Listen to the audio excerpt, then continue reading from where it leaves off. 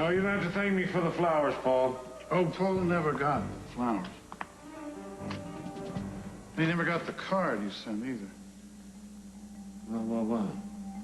Craig Montgomery, what a pleasant surprise. Yeah, it was a fascinating bouquet, but it was the card that really caught my eye. Congratulations. Glad you took my advice. What do you want, Montgomery? I'm curious. I want to know what kind of fatherly advice you were doling out to your son the day Rose D'Angelo got murdered.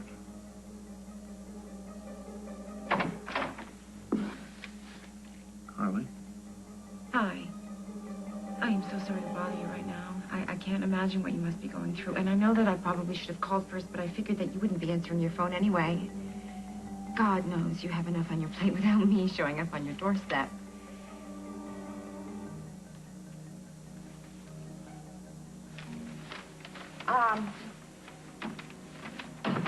I have some coffee here and a banana nut muffin, just in case you didn't feel like going out foraging for yourself. Thanks.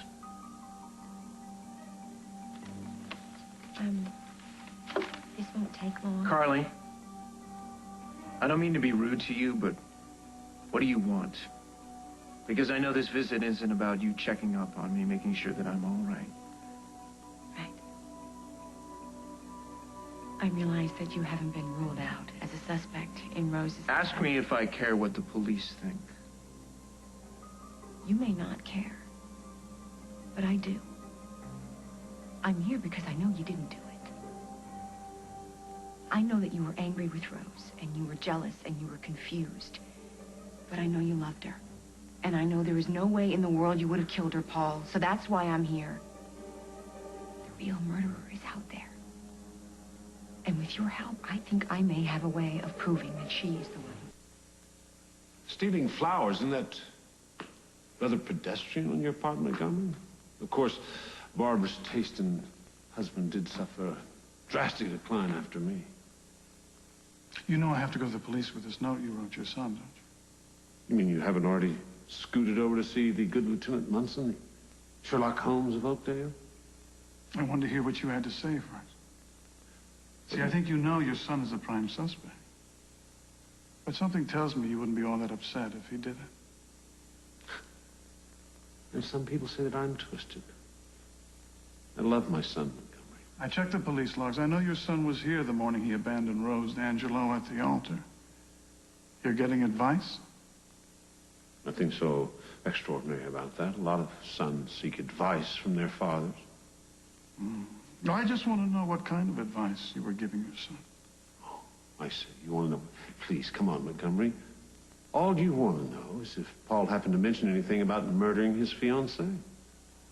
That's right. I do. You think the murderer is a woman? I do. Someone that I know? Someone we both know. My mother. No, I'm not talking about your mother. No. All right, then. Who are we talking about? Mitzi Manners. Yeah, Mitzi. Mitzi's not a murderer. Besides, she was long gone. She was in Atlantic City. I have reason to believe that she snuck back into Oakdale on the day of your wedding, and she would have had plenty of time. Mitzi is was Rose's best friend. Yes, that's right. Maybe she was. But a few weeks before Rose's death, everything changed between them. Mitzi was acting pretty weird before she took off. It's Mitzi. She's always acting a little weird. Well, she was unbelievably tense. She was keeping a big secret from Rose. You should have seen them at the bridal shower. They got into a huge fight. And then by the time the wedding rolled around, they weren't even on speaking terms. You didn't think it was an accident that Mitzi dropped out of the wedding party, did you? No, I knew there was trouble. Rose was furious at Mitzi. Do you know why? Yeah. But it wasn't anything that would turn Mitzi into some kind of a crazed killer. What happened? Rose wanted to sell the Roller Palace, and Mitzi wanted to buy it, but Mitzi didn't have enough money. Rose wouldn't bargain with her. So Rose found another buyer. And Mitzi held a grudge. There's more than that. In order to hand over the keys to the beauty parlor, there had to be an audit. And while the accountant was going over the books, they found out there was some money missing, a lot of money. So sweet little innocent Mitzi Matters was embezzling from the Roller Palace, stealing from Rose. Yeah, but that doesn't mean anything. Mitzi stabbed her very best friend in the back. What was stopping her from dripping just a little bit of poison into Rose's shampoo Carly! glass? Yeah. There's a big difference between taking money from somebody and killing somebody. Well, what did Rose do when she found out what Mitzi was up to? She went ballistic. She was angry. She was hurt. She threatened to call the police and have Mitzi thrown in prison. It was just an idle threat. Rose was too aware of the history that her and Mitzi had. There's just no way Rose would have just forgotten about their past. Did Mitzi know that Rose was just blowing off steam? I think as far as Mitzi was concerned, the axe was about to fall. And she was fleeing from a possible prison term. You sure about that? No, I'm not sure about anything. But I know that when Mitzi left Oakdale, it was for good. She wouldn't have come back. She would be too scared that Rose would turn up the heat. As far as you know. Look, you got a hunch, knock yourself out. You ask me, you're barking up the wrong tree. I got a feeling somebody else is responsible for taking Rose away from me.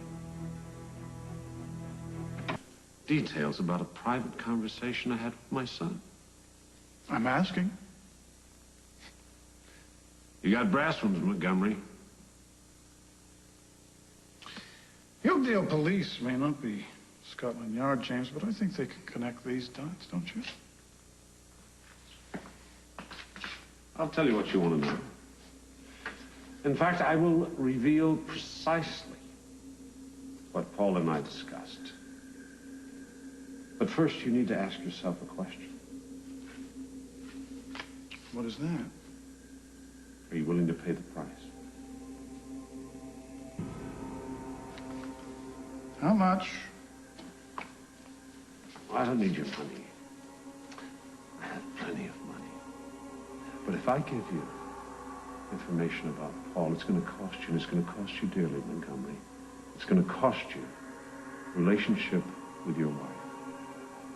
Because when Rosanna finds out that you've been trying to find out information about Paul, trying to destroy him by implicating him in Rose's murder, she's not going to trust you anymore.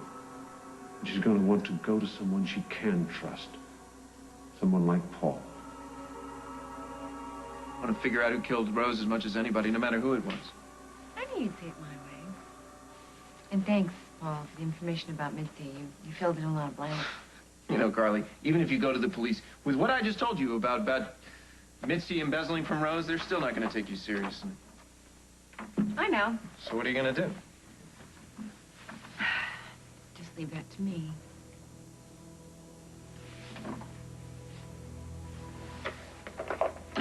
James, whatever assumptions you're making about my wife, tell off the mark. Whatever helps you sleep at night, Craig. You know something different? My sources tell me that your wife has grown quite fond of Paul. Touchingly enough, it seems he feels the same way about her. Rosanna's always had a soft spot for stray dogs. Even poodles. Well, you must be worried about this burgeoning relationship on some level, Craig. Otherwise, you wouldn't be here now, would you? Messing in something that's clearly none of your business. Okay. Not worried. Curious. I know I'm curious. What the hell do these two people talk about when they're alone? Why did this friendship flourish so fast? My wife is loyal. And are you loyal, Craig? Are you loyal to your wife? When she finds out about this visit you've paid me today, she's going to be very upset. You're going to tell Paul I was here? Oh.